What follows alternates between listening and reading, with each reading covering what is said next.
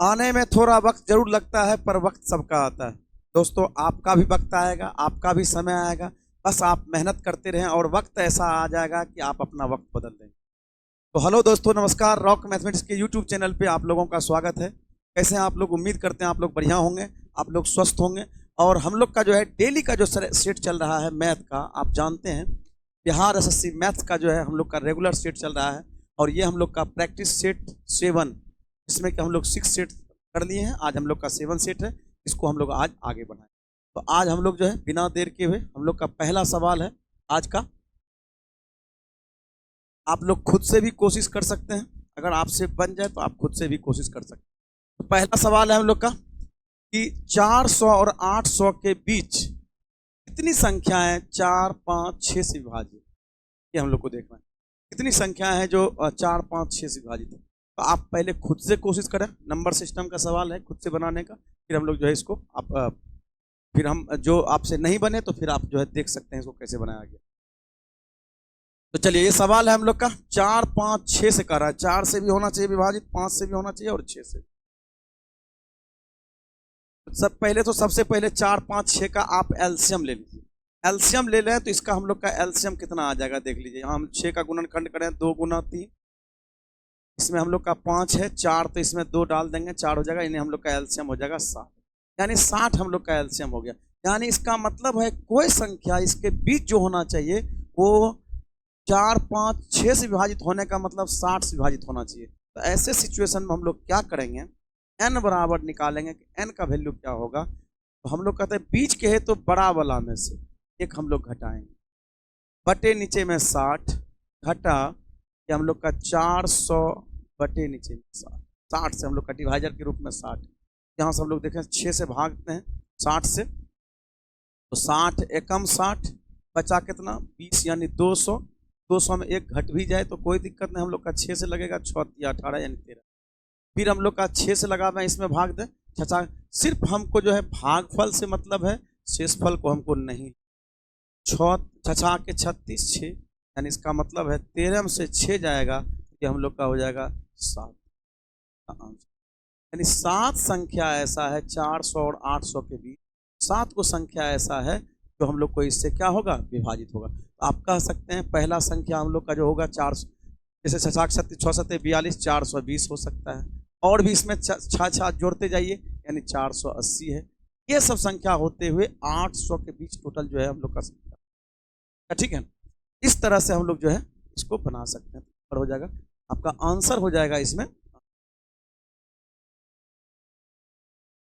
चलिए, ये सवाल है किसी दो संख्याओं का योग a है और गुणनफल b है, तो कहता है उसके व्युत्क्रमों का योगफल क्या होगा।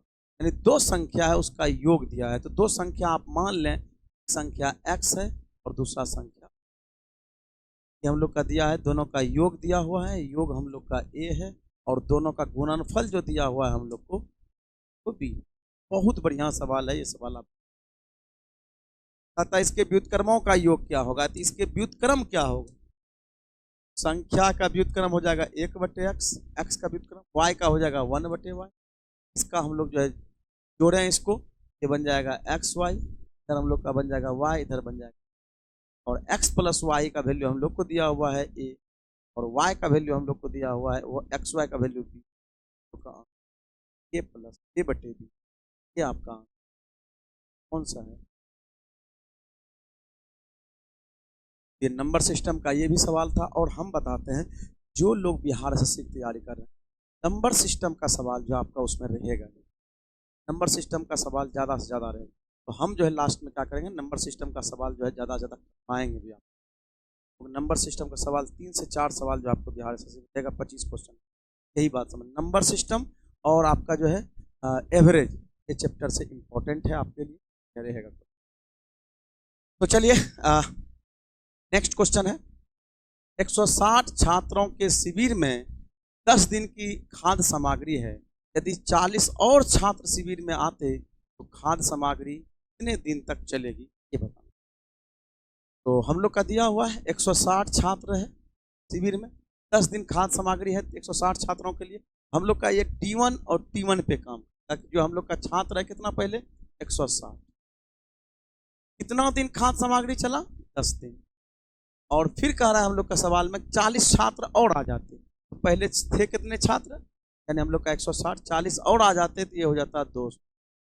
अब कहता है ये भोजन कितना दिन चलेगा हमको ये पता नहीं है, से बना सवाल को सोल्व कर लें, यानी हम लोग का ये 2 जीरो से 2 कट हो जाएगा, 8 बार में कट का वैल्यू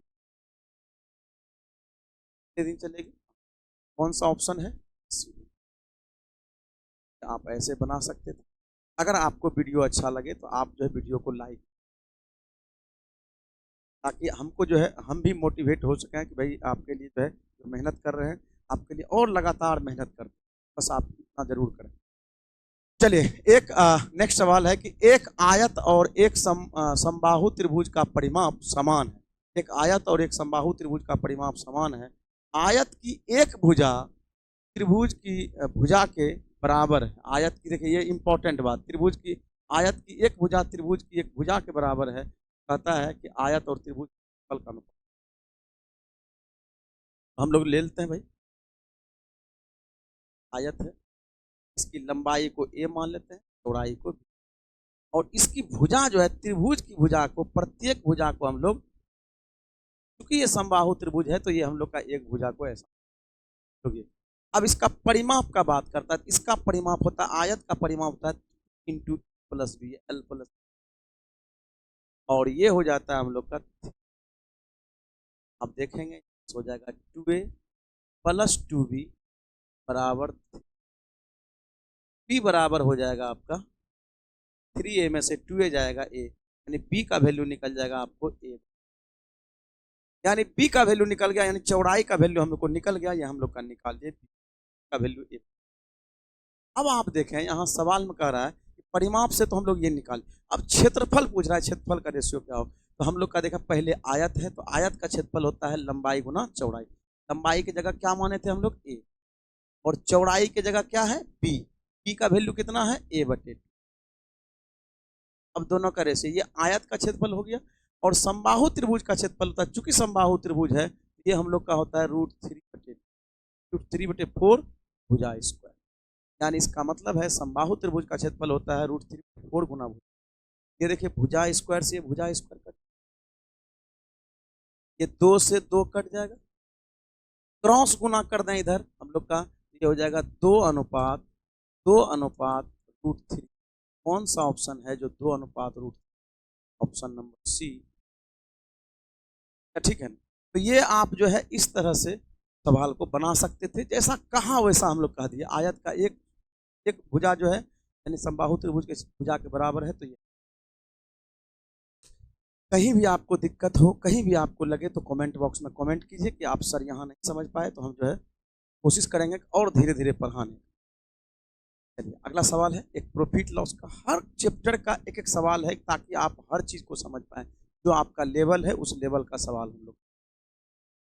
चलिए एक दूसरा सवाल है कि 475 रुपये के अंकित मूल्य और 15% की छूट वाले जूतों की जोड़ी पर छूट कितनी? इसका मतलब है अंकित मूल्य दिया हुआ है और उस पर छूट भी। हम लोग ये बात जानते हैं कि जब भी छूट दिया जाता है अंकित, डिस्काउंट का सवाल है, ये हम लोग का जो है डिस्काउंट में हम लोग का देख रहे हैं कि जब भी छूट दिया जाता है वो अंकित मूल्य, मार्च प्राइस, मार्च प्राइस है सवाल में कितना? 475, और छूट कितना है इस पे?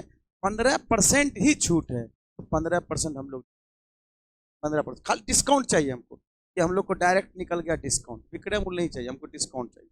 हाँ डिस्काउंट होगा, तो कहता है छूट कितनी होगी, छूट निकाल, हम लोग गुना कर लेते हैं भाई, 2 अंक के बाद पॉइंट बैठा देंगे, 15×5 75 के 5 बाकी 7, 15×7 75 से 105, 105 और 7 112, 112 के 2 बाकी हम लोग का 11, 15×4 60, 60 60 और 11 71, यानी 2 अंक के बाद पॉइंट बैठा दें, तो हम कौन सा ऐसा रुपया है?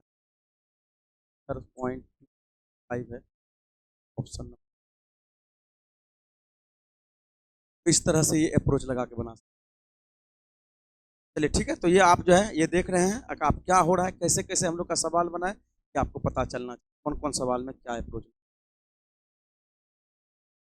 आप लोग जो है लगातार मेहनत करते रहें, आप जो है हमको लगता है कि आपको सफलता जरूर मिलेगी। आप लोग जो है जहां भी जैसे भी जिस स्थिति में भी है आप जो है पढ़ते रहें, और हमको लगता है कि एक ना एक दिन आपको सफलता जरूर। ठीक है, सवाल है अगला कि किसी वस्तु का लागत मूल्य 100 रुपया है, 5% और 10% की छूट श्रृंखला से वस्तु के मूल्य में कमी होगी, ठीक कमी होगी, ये हम लोग का। तो ये देखिए, हाँ, किसी वस्तु का लागत मूल्य 100 रुपया है, लागत मूल्य दिया हुआ, लागत मूल्य 100 रुपया, और कहता है उस पर 5% और 10% की छूट श्रृंखला से वस्तु के मूल्य में कितनी कमी होगी, यानी वस्तु के मूल्य में कितना कमी होगा। ये जो छूट दिया है उसकी वजह से कितना, हम लोग ये छूट निकालते हैं कि ये छूट कितना। एक तो ये तरीका है कि इसका दोनों का हम लोग अकेला छूट निकाल लें, एकल डिस्काउंट निकाल लें, और उसके बाद इसका डायरेक्ट छूट देते हैं। और दूसरा तरीका है कि इसका विक्रय मूल्य निकाल लें, तब हम लोग का छूट निकाल। तो चलिए ठीक है, हम लोग जो है इसको निकाल लेते हैं। 5% छूट, 5% का फ्रैक्शन वैल्यू होता है 1/20, छूट कर देंगे 22/20। फिर हम लोग का दूसरा छूट है 10% का, तो ये हो जाएगा 9/10, यानी हम लोग का कट जाएगा, ये हो जाएगा आपका 19 से 171 बटे नीचे में 2, और ये हो जाएगा 8.8×16, 5×10, 85.5। इसका मतलब ये 100 से कितना कम है कि हम लोग को 100 से जो कम है 14.5% कम का डिस्काउंट है। रुपया में भी डिस्काउंट यही है और प्रतिशत में भी डिस्काउंट यही है, क्योंकि 100 से ही। तो ये हम लोग का जो है ऐसे हम लोग निकाल सकते हैं, तो ये आंसर हो जाएगा। ठीक है, ये हम लोग का देखें इसमें क्या हुआ, हम लोग कर सकते हैं, इसका डिस्काउंट निकाल सकते हैं। एक तरीका ये है कि आप दोनों का एकल डिस्काउंट निकाल, एकल डिस्काउंट से डायरेक्ट आप से भी आप कर सकते हैं। चलिए नेक्स्ट सवाल है, यदि x² प्लस 9y² बराबर 6xy, तब xy अनुपात क्या होगा। ऐसे सवाल में जब रहे, देखिए यहाँ हम लोग का ये देखें, इसका विशेष देखें, यहाँ पावर जो हम लोग का जो है घात है 2 है, इसका भी घात 2 है, और दोनों को गुना करें भी तो इसका भी हम लोग का घात 2 ही बनता है। ऐसे सिचुएशन में आप सवाल में ऑप्शन रखें और सवाल को जो है आप सोल्व कर सकते हैं। हम लोग जो है कोई ऐसा ऑप्शन रखें, देखिए यहाँ तो हम लोग का 9 पहले से बना हुआ है, तो 9 आगे, या इस तरह से हम लोग रखें कि यहाँ हम लोग का नंबर कम आवे, ताकि हम लोग का इस तरह से पोजीशन बैठा। पहले आप ऑप्शन यही रखें, सी नंबर का ऑप्शन रखें, तो 3 का स्क्वायर, यानी x को 3 मानिए, 3 का स्क्वायर ये हम लोग का बन जाएगा 9, प्लस ये हम लोग का हो जाएगा ये भी 9, 9 9 18। अगर यहाँ हम लोग देखें ये 6 है, गुना 3 गुना 1, 6 3 18, ये भी हम लोग का 18 बराबर 18 हो गया। इसका मतलब ऑप्शन नंबर सी लेने पर। और ये आप कैसे सोचे, सबसे बड़ी बात है कि आप यही ऑप्शन कैसे सोचे। अगर हम ये ऑप्शन लेते हैं, ये हम लोग का देखिए थोड़ा सा नंबर बड़ा हो जाता है, बड़ा नंबर पहले से 9 यहाँ है, इसलिए बड़ा ऑप्शन हो जाएगा। हम लोग बड़ा ऑप्शन नहीं देखेंगे, कोशिश करेंगे हम लोग ये, अगर ये नहीं होता तो फिर हम लोग का ये ऑप्शन चेक कर सकते, यानी ये ऑप्शन हम लोग चेक कर सकते, 2 नंबर ऑप्शन चेक, तब हम लोग का उसके बाद ही कोई दूसरा ऑप्शन हम लोग चेक। ये आपको सोचना चाहिए, सवाल को अप्रोच बना के लगा के जो आप सवाल को बना सकते। चलिए नेक्स्ट सवाल है, रेशियो का सवाल है कि एक स्कूल में 1/10 लड़कों की और 1/4 लड़कियों की संख्या बराबर, यानी कहता है स्कूल में जितना भी लड़का है, बॉयज है जितना भी, उसका 1/10, और जितनी भी लड़कियां हैं, लड़कियां का 1/4, ये दोनों आपस में बराबर। ये हम लोग का हो जाएगा 2, ये हो जाएगा 5, क्रॉस गुना करें, ये हम लोग का हो जाएगा, या हम लोग डायरेक्टली निकाल लें भाई, 5 इधर कर देंगे, 5 को इधर कर दें, जी को इधर कर दिए, बॉयज बटे गर्ल्स, ये हो जाएगा बराबर 5/2, आप समझ गए होंगे। और ये हम लोग का चूंकि रेशियो ही निकालना है, तो दूसरा हम लोग को कोई देखने का कोई मतलब नहीं बनता है, चूंकि रेशियो पूछ रहा है, कुछ और पूछता तो हम लोग चर्चा करते हो, रेशियो ही पूछ रहा है तो हम लोग को देखना है 5 अनुपात जो है 2 हो रहा है। बाकी आप और कर सकते हैं दूसरा, तब कहता है कि तथा 5/8 लड़कियां, अब लड़की का 5/8 निकाल लीजिए और लड़का का 1/4 निकाल लीजिए, लड़की का 5/8 और लड़की का 1/4 निकालिए, देखिए दोनों फिर इक्वल आ जाए। वही सवाल में करा है कि दोनों इक्वल, तो उस स्कूल में लड़कों और लड़कियों की संख्या का अनुपात क्या होगा, तो ये हम लोग का 5:2 हो जाएगा। ये आप सब। अगला सवाल है कि 8 संख्याओं का औसत 27 है, 8 संख्या दिया हुआ है जिसका औसत आपका 27, प्रत्येक संख्या को 8 से गुना किया जाए।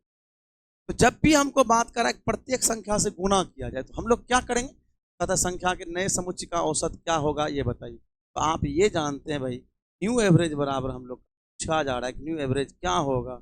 हम लोग देख रहे हैं कि ओल्ड एवरेज हम लोग का दिया हुआ है कितना सब, और प्रत्येक में कह रहा है कि प्रत्येक संख्या में 8 से गुना करने की, तो औसते में हम लोग 8 से गुना जो आएगा वही 8 से 56 के 6 बाकी 5, 8 दूनी 16, 16 और 5 16 आपका। ऐसे आप जो है सवाल को फॉर्मेट चलता है। न्यू एवरेज बराबर ओल्ड एवरेज, प्रत्येक में 8 से गुना किया तो हम लोग 8 से गुना कर दिया एवरेज ऐसा। चलिए अगला सवाल है, ये आपका परसेंटेज का सवाल है और ये हमको लगता है इलेक्शन का सवाल है। एक चुनाव में 3 प्रत्याशियों ने चुनाव लड़ा। पहले प्रत्याशी को 40%, पहले प्रत्याशी को 40%, दूसरे प्रत्याशी को 36% मत। 3 को प्रत्याशी है कि हम लोग का एगो को 40 मिला, एगो 36। यदि कुल मतों की संख्या, अब देखिए इसमें 2 ही तरह से सवाल ही बनता है, एक अंतर विधि से, एक कुल वाले विधि से। और इसमें सवाल में कुल दिया हुआ है, कुल जनसंख्या इतना है हम लोग, तो कहता है तीसरे प्रत्याशी कितना। आप समझिए कुल प्रत्याशी, कुल जो है कुल वोट 100 है प्रतिशत, उसमें से एक को मिला 40, दूसरे को मिला 36, 40 और 36 यानी 76 हमको मिल चुका है। 40 और 36 76 मिल चुका है, तो बचा कितना 24। जो 24 जो मिला होगा वो तीसरे उम्मीदवार को मिला होगा। इसका मतलब है वही हमको निकालना है, तीसरा उम्मीदवार कितना मिला। कुल हमको दिया हुआ है 36,000 दिया हुआ है, 36,000 का 76 मिल चुका है, इसका 24% निकालेंगे, तीसरे उम्मीदवार कितना। ठीक है, तो इसको हम लोग गुना कर सकते हैं। ये हम लोग का गुना हो जाएगा 0, 6 चौके 24, और ये हो जाएगा हम लोग का 6 चौक 24, 4 तिया 12, 6 दूनी 12, 12 12 हम लोग का 4 तिया 12, 6 दूनी 12, 12 12 24, 24 और 2, 24 और 2 26, बाकी हम लोग का बच जाएगा 2 और 3 दूनी 6, 6 2 8 यानी 86 40 कौन सा होगा। आप वहाँ से भी देख सकते थे, 6 से 3 अंक हम लोग का सेम चल। हालांकि डिजिटल सम भी आप लगा सकते थे। ये हम लोग का 2 अंक का गुना कर दिए हैं। उम्मीद करते हैं ये आपको आसान लगा होगा, क्योंकि 3 प्रत्याशी है, उसमें 2 प्रत्याशी का प्रतिशत हमको दिया हुआ है। तीसरा पूछ रहा है, तीसरा हम लोग जो है इसका मतलब कुल 100 मान के 2 का घटा दिए हम लोग। चलिए अगला सवाल है, ये देखिए आपका ट्रेन का क्वेश्चन है, तो ये भी क्वेश्चन इंपॉर्टेंट है। आप सिंपल सा सवाल है, इसमें कुछ ज़्यादा खास नहीं है। ये समझा कि 120 मीटर लंबी ट्रेन एक टेलीग्राफ खंभे से गुजरने में 6 सेकंड लेती है, तो ट्रेन की गति कितनी होगी। ट्रेन की गति या ट्रेन की लंबाई दिया हो, जो लंबाई है वही दूरी होता है। गुजरने में क्या सेकंड लेता है, 6 सेकंड लेता है। ट्रेन की गति बनाना है, स्पीड बताना है। स्पीड यानी दूरी है 120 बटे नीचे में 6, यानी हम लोग का हो गया ये 20 मीटर सेकंड। किलोमीटर में बदलना है, आप जानते हैं किलोमीटर में बदलते हैं 18 को ऊपर और 5 को नीचे रखते हैं।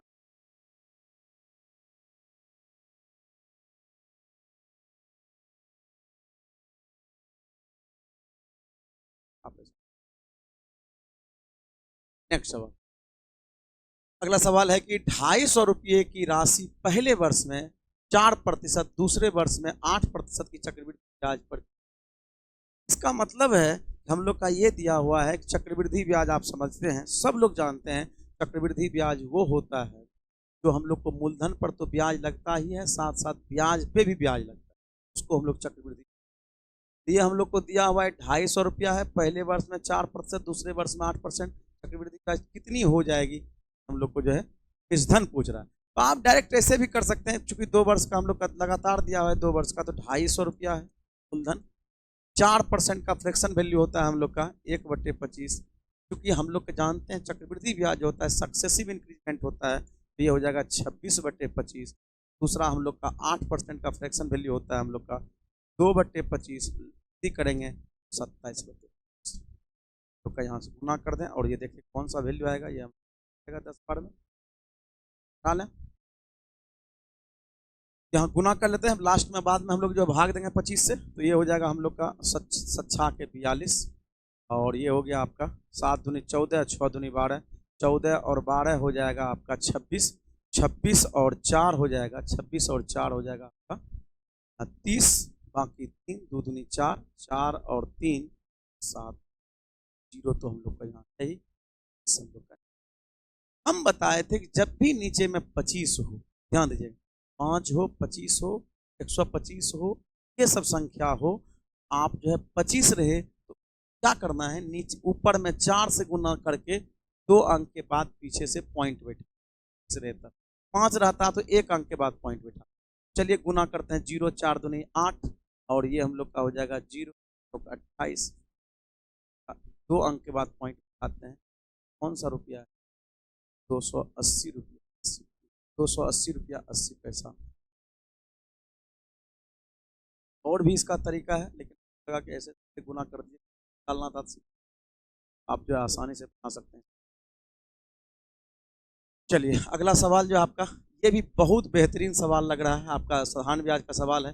यदि कोई धनराशि साधारण ब्याज दर पर चौथे और 5वें वर्ष में क्रमशः 12,900 रुपया और 14,250, ब्याज की दर कितनी है, ये ब्याज की दर बताना बढ़िया सा। तो हम लोग को दिया हुआ है कि चौथे वर्ष और 5वें वर्ष का दिया, दोनों का पहले अंतर निकालिए। 4 हम जानते हैं साधारण ब्याज जो होता है, साधारण ब्याज हम लोग का प्रत्येक वर्ष बराबर बराबर, प्रत्येक वर्ष बराबर बराबर होता है, तो इसका मतलब है 12,900, ये है 14,250।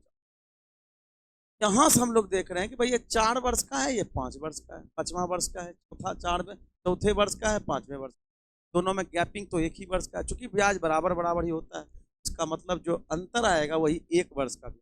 तो घटा लेते हैं, 0 5 और ये हम लोग का हो जाएगा 12 से 9 गया 3, 1350 रुपया। अब ये 1 वर्ष का ब्याज है, क्या वर्ष का हो गया? 1 वर्ष का ब्याज। अगर हम लोग को चौथे वर्ष का ये क्या हुआ है, चौथे वर्ष में क्रम धन हो जाता है, इसका मतलब ये तो मिश्रधन है, ये क्या है? मिश्रधन है, ये मिश्रधन है। अगर हम लोग कहें कि भाई मूलधन, पहले तो हमको रेट तब निकाल पाएंगे जब हमको मूलधन चाहिए, इसका मतलब है यहां से हम लोग क्या करेंगे, इसमें 4 से गुना करेंगे। 1 वर्ष में ब्याज अगर इतना है तो 4 वर्ष में ब्याज कितना होगा? 5 चौके 20, 13 चौके 52, 52 और 2 52 और 2 54, 5400 रुपया सिर्फ आपका ब्याज हुआ। कितने बरस में? 4 बरस में। हम लोग देखते हैं इसका मूलधन कितना रहा होगा, मूलधन निकाल लेते हैं, मूलधन कितना। अब देखिए से निकाल, इसका मतलब है 4 वर्ष के मूलधन में 12,900 में से 5400 हम लोग,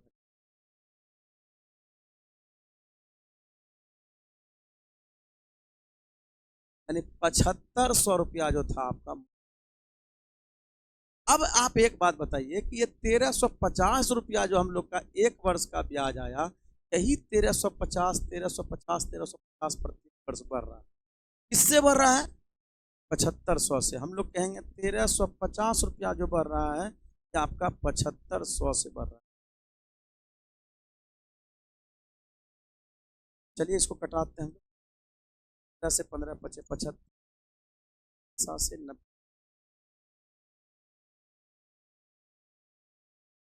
कौन सा ऑप्शन है आप?